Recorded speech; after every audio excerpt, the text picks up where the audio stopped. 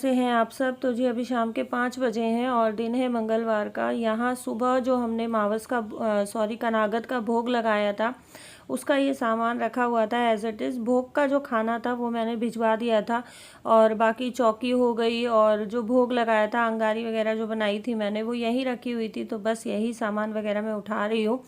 और ये 2 चौकियाँ हैं मेरे पास। छोटी वाली जो चौकी है ये खुशी ने ही बनाई थी जब ये शायद 3rd या 4th क्लास में थी।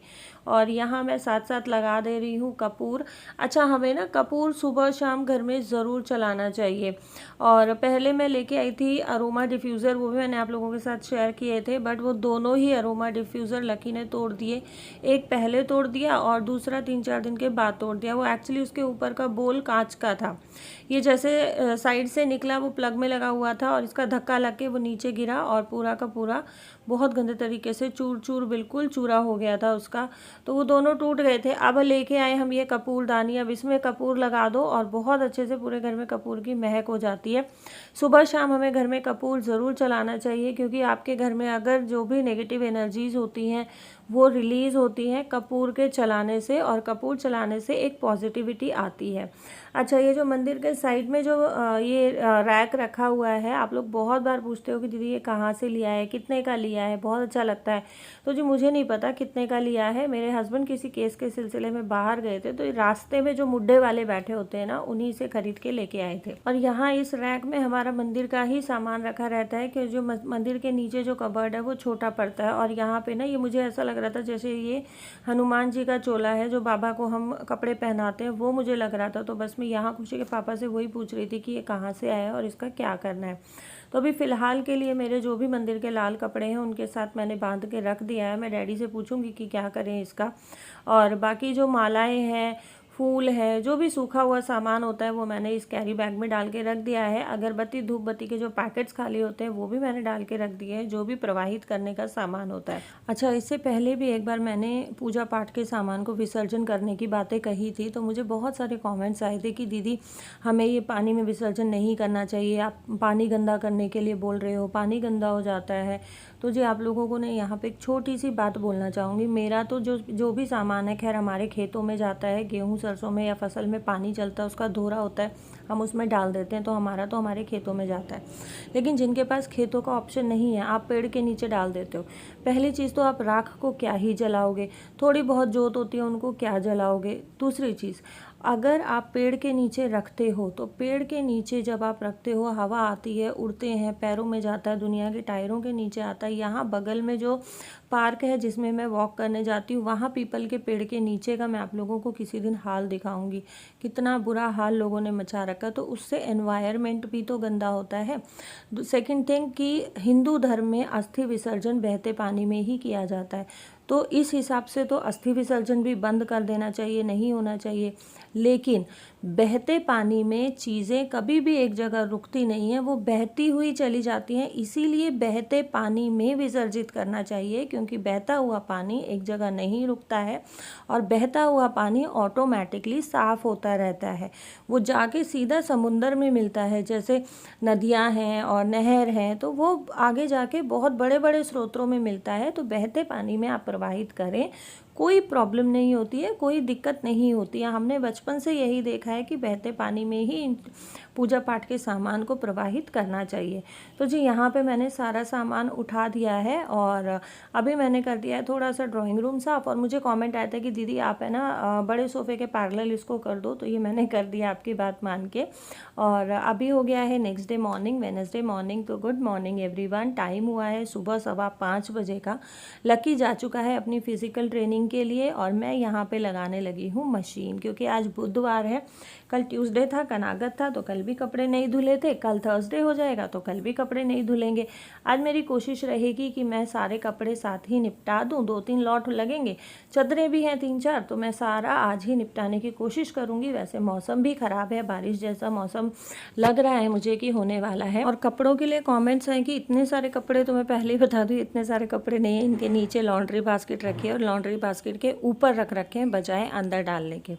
अच्छा, कुछ एक काम अगर हम शाम को करके रख देते हैं ना, जैसे मैंने ड्राइंग रूम की साफ़ सफाई कर दी थी, डस्टिंग कर दी थी, तो मॉर्निंग में जब हम उठते हैं तो हमें साफ़ सुथरा मिलता है। किचन की साफ़ सफाई कर दें, अपना जो भी रूम रात को यूज़ नहीं होता है उसकी साफ़ सफाई करके रात को छोड़ दें तो सुबह के लिए बहुत सारा काम कम हो जाता है।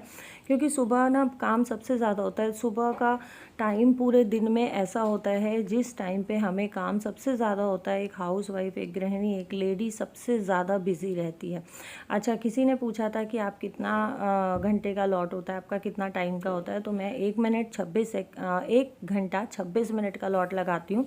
26 मिनट प्री वॉश होता है। प्री वॉश पे जब मशीन सेट करती हूँ तो ये रहता है कि जो कॉलर वगैरह ज़्यादा गंदे होते हैं वो अच्छे से साफ़ हो जाते हैं।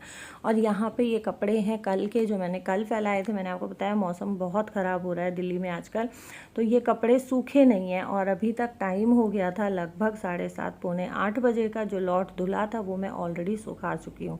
यहाँ पे जो सूखे सूखे कपड़े हैं उनको उतार लूँगी। जो गीले हैं अभी सीले हैं थोड़े थोड़े, उनको मैं एज इट इज़ इसी पे छोड़ दूँगी। तो ये है कि दिन में अपने आप सूखते रहेंगे। अच्छा, कई बार कमेंट आता है कि दीदी आपका ना घर बहुत बड़ा है, आपकी किचन बहुत बड़ी है, इसलिए साफ़ सफाई रहती है, हमारा घर छोटा है तो उतना नहीं हो पाता है। तो जी देखें, घर छोटा हो या बड़ा हो, आप गांव में रहते हो या आप शहर में रहते हो, फ़र्क उस चीज़ से नहीं पड़ता है। फ़र्क उस चीज़ से पड़ता है कि आप हाउस मैनेजमेंट को कितना टाइम देते हो, आप अपने घर की साफ़ सफाई को कितना टाइम देते हो। आपको जिस टाइम ये लगता है ना कि ये काम पड़ा हुआ है, उस टाइम उस काम को तुरंत निपटा दो। उसको ये नहीं सोचो कि नहीं अभी नहीं, थोड़ी देर में कर लेंगे। थोड़ी देर कभी भी नहीं आती है। और फिर उसके बाद ये रहता है कि हम औरतों के ऊपर रिस्पॉन्सिबिलिटीज़ इतनी होती हैं कि हम भूल जाते हैं उस काम को करना। तो बस उसी वजह से थोड़ा मैसी लगता है। यहाँ लकी आ गया है अपना रनिंग वगैरह करके, तो उसके लिए मैं बना रही हूँ बनाना शेक। और मशीन के मेरे 2 से 3 लॉट धुल चुके हैं। मैंने दोनों तीनों लॉट ही कपड़े सुखा दिए हैं। नहाना धोना मेरा हो गया है। मैंने हेयर वॉश किया है क्योंकि आज वेडनेसडे है और कल थर्सडे है, कल धुलेगा नहीं। ट्यूसडे को भी सेम चीज़ धुली नहीं थी, कनागत था। यहाँ लगी हूँ लकी के लिए बनाना शेक बनाने। सिर्फ लकी पिएगा, खुशी बनाना शेक नहीं पीती है। और वैसे भी वो अभी सो रही है क्योंकि रात को लेट नाइट तक पढ़ते। और यहाँ पे ना मेरा एक छोटा सा क्लिप रखा हुआ था और वो जैसे ही मैंने मिक्सी चलाई उससे गिर गया और मैं इतनी ज़ोर से डरी इससे, मैं सोची चूहा आ गया एकदम से, इसीलिए मैं बहुत ज़ोर से हंस रही थी। खुशी के पापा खड़े थे, बस उन्हीं को दिखा के मैं हंस रही थी, वो भी हंस रहे थे कितनी ज़ोर से डरी क्लिप से। तो जी ये मैंने बहुत सिंपल तरीके से बनाना शेक बनाया है। सिर्फ बनाना, चीनी और दूध डाल के, ऊपर से काजू डाल दिया है क्योंकि लकी को बहुत ज़्यादा चीज़ें डाल के ना पसंद नहीं आता है, बहुत सिंपल पीता है। और यहाँ पे अभी हम लोग नाश्ता करने बैठ रहे थे तो मैंने सोचा अचार निकालूं। जो छोटे डब्बे में अचार था वो अचार ख़त्म हो गया और मैं यहाँ इसमें से ना अमृतबान में से अचार निकालने लगी थी तो देखा ये ना ढक्कन खुल ही नहीं रहा था, पूरा पता नहीं चिपक गया गैस के कारण या बहुत टाइम से हमने खोला नहीं है इस कारण, पता नहीं क्या हुआ, ये खुल ही नहीं रहा था। और मैं और लकी यहाँ बस लगे हुए थे इसको खोलने में। लकी खोल रहा था, मैं तो पकड़ के बैठी हुई थी। लास्ट में लकी कह रहा आप ना यहाँ से उठ के जाओ, आप बैठे रहोगे तब तक मुझसे नहीं खुलेगा, मैं अपने आप खोल दूंगा। मैं पीछे खड़े, कह रहा नहीं पीछे भी नहीं खड़े हो, आप जाओ यहाँ से, आप खड़े रहोगे तो मैं नहीं खोल पाऊँगा। और वही चीज़ हुई कि जैसे ही मैं गई ना, इसने 2 मिनट के बाद ये देखो फटाक से खोल दिया मेरे जाते ही। और पता नहीं क्यों चिपका, ये ना बहुत बुरी तरीके से चिपक गया था, हिल ही नहीं रहा था। मैंने 2 दिन पहले भी खोलने की कोशिश की थी बट मेरे से नहीं खुला। तो जी यहाँ पे मैं इसको पहले अच्छे से मिक्स कर लूँगी। मैं देख रही थी गला है कि नहीं गला है, तो पूरी तरीके से तो नहीं गला है बट हाँ हल्का हल्का कोई कोई पीस जो है वो सॉफ्ट हो गया है। और मुझे पता नहीं है कि ये क्यों नहीं गल रहा है। इससे पहले जो मैंने 1 किलो अचार डाला था वो 15 से 20 दिन में उठ गया था। हालांकि क्या था कि उसको मैं सुबह डेली धूप में रखती थी, शाम को अंदर ले लेती थी। कांच की बरनी थी, ये हो सकता है कि बहुत ज़्यादा अचार है, अमृतबान है, धूप भी इसमें लगती नहीं है प्रॉपरली, तो इस वजह से भी ना गल रहा हो। बट ये है कि हल्का हल्का, बहुत हल्का हल्का पका है। और अचार मैंने निकाल लिया है। अब लगा लेते हैं नाश्ते की थाली। पेठे की सब्जी, दाल, पराठे, अचार और लस्सी। तो जी ये है देसी खाना, बिल्कुल देसी स्टाइल में। और नाश्ता करने के बाद मैं थोड़ा सा बिजी हो गई थी तो आप लोगों से नहीं मिल पाई। अभी टाइम हो गया है लगभग 3:30 बजे का और मैं कर रही हूँ रात के खाने की तैयारी। तो रात के खाने में मैं बनाने वाली हूँ साबूदाने की खिचड़ी, लेकिन उससे पहले मैं बनाऊँगी आलू की टिक्की। साबूदाना मैंने भिगो के रख दिया है और यहाँ साथ साथ मैं दूध चढ़ा दूंगी, क्योंकि मुझे रात को दही जमानी होती है, तो उसके लिए दूध अभी से बॉईल करके रख दूंगी। और बस अपने हाउस मैनेजमेंट और किचन क्लीनिंग, घर के क्लीनिंग के लिए मैं यही छोटी छोटी चीज़ें फॉलो करती हुई चलती हूँ। जैसे मैंने दूध के पैकेट काटे, मैंने दूध का पैकेट डस्टबिन में डाल के साथ साथ यहाँ से फिर से कपड़ा मार दिया। मैं दिन में, आप भरोसा नहीं करेंगे, मैं इस काउंटर पे कम से कम 15 से 20 बार कपड़ा मारती हूँ। मैं जितने बार जो काम करती हूँ मैं एक बार कपड़ा लगा देती हूँ। और ये वो घी है जो मम्मी लेके आई थी, मैंने गरम करके फ्रिज में रख दिया था और मैं भूल गई। मैं आपको बता रही हूँ, हमें लिटरली जो काम जब याद आता है तब कर लेना चाहिए। बाद में लेडीज़ के साथ ये भूलने वाला प्रॉब्लम बहुत ज़्यादा होता है, क्योंकि हमारे ऊपर काम का प्रेशर बहुत होता है, हमारे पास बहुत सारी रिस्पॉन्सिबिलिटीज़ होती हैं, तो बाद के चक्कर में याद नहीं रहता है। तो जी घी मैंने दोबारा से गर्म होने रख दिया है और साथ साथ यहाँ मैंने छील दिए बच्चों के लिए अनार, क्योंकि बच्चों को भूख लग रही थी और अभी टिक्की बनने में थोड़ा टाइम लगेगा, तो तब तक मैंने अनार बच्चों को छील के दे दिए हैं। और यहाँ पे घी भी गर्म हो गया है, तो पहले मैं इस घी को छान लूँगी। इसके ऊपर आप देखो रुआं सा फिर से जो है झाग से आ गए हैं। तो बस इसको छान के इसमें मैं फिर से पानी डाल के और इसको मैं फिर से फ्रिज में रखूँगी, क्योंकि जिस पतीले में, फ्राइंग पैन में मैंने रखा था वो छोटा था। ये मैंने बड़ा बर्तन लिया है और यहाँ पे मैं तैयारी कर रही हूँ आलू की टिक्कियों को। तो आलू मैंने बॉईल करके अच्छे से मैश कर लिया है, बहुत बारीक मैश किया है। इसमें ऐड कर दिया है नमक और हरी मिर्च। आप डालेंगे इसमें काजू बादाम का पाउडर, भुनी हुई मूंगफली का पाउडर, बहुत टेस्टी लगता है। ये मैं आपको व्रत के हिसाब से बता रही हूँ, क्योंकि कमेंट्स आ रहे हैं कि दीदी नवरात्रि आने वाली है, फास्ट के लिए रेसिपीज शेयर कर दो। तो जी ये व्रत के लिए बहुत हेल्दी रहता है और अगर आप दिन में एक बार खा लेते हैं ना तो भूख भी नहीं लगती है। बहुत सारी बहनें क्या करती हैं, आलू खाती हैं दही के साथ, तो उससे क्या होता है कि वो डेली डेली खा के इंसान बोर हो जाता है। आप इस तरीके से ये आलू की टिक्की एक बारी ज़रूर ट्राई करके देखना, घर में सभी को बहुत पसंद आएगी, चाहे बड़े हों, बच्चे हों, बुज़ुर्ग हों। ये जो आलू की टिक्की की रेसिपी है ना, बहुत सिंपल और बहुत हेल्दी होती है। मैं बहुत ज़्यादा अटरम शटरम इसमें नहीं डालती हूँ, मैं बहुत हेल्दी और सिंपल तरीके से बनाती हूँ और मेरे बच्चों को बहुत पसंद भी आती है। अच्छा, आप इसमें फिलिंग कर सकते हैं, स्टफिंग वाली बना सकते हैं, बट मेरे घर में लकी नहीं खाता है स्टफिंग वाली, उसको प्लेन टिक्की ही अच्छी लगती है। और स्टफिंग के लिए आप किशमिश ले सकते हैं, ड्राई फ्रूट्स को बहुत बारीक काट के आप इसमें यूज़ कर सकते हैं, बहुत अच्छी लगती है। काली मिर्च अगर आप खाते हैं, काली मिर्च डाल सकते हैं स्टफिंग में, काफ़ी टेस्टी लगती है। मैं बाकी चना दाल भी इसमें डलती है, वो सब चीज़ें डाल के मैं नहीं बनाती हूँ, मैं सिर्फ किशमिश की स्टफिंग वाली ही बनाती हूँ, बट आज फ़िलहाल मेरे पास नहीं है। तो बस यहाँ घी का हाथ लगाते हुए छोटी छोटी टिक्कियाँ बना लेंगे। और मैं 6 ही टिक्की बना रही हूँ फ़िलहाल, दो हमारी तीनों की, क्योंकि अभी अगर बहुत ज़्यादा खा लिया, हैवी हो गया, तो फिर रात को खाना नहीं खा पाएंगे। और बस यहाँ पे सारी टिक्कियाँ बना के टिक्कियों में घी लगा के और तवे पे हम सेक लेंगे।